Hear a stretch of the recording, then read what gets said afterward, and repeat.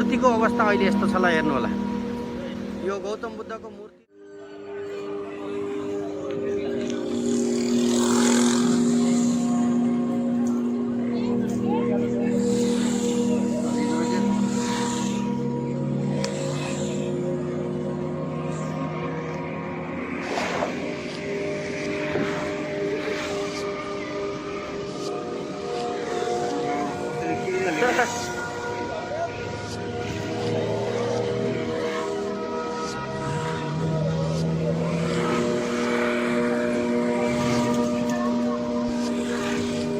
गाडी दुईटा कार खोला दुईटा गाडी त जाँदैछु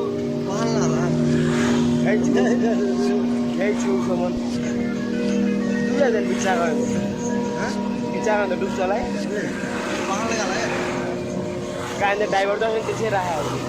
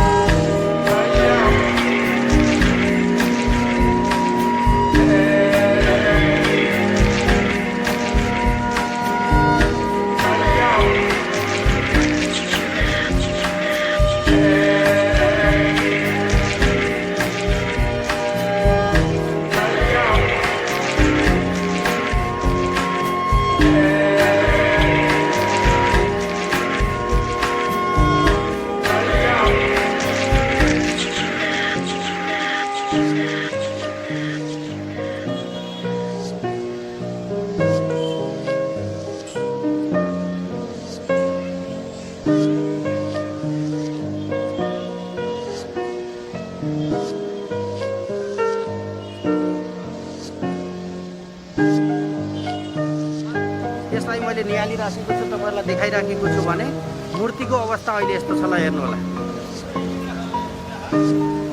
हेर्नुभएको छ मूर्ति लगभग माथिको अवस्थामा छोइसक्यो भने अब यो मूर्ति देखाउन भन्नुभएको थियो र म यता साइडमा आएर र मूर्ति देखाइसकेको छु।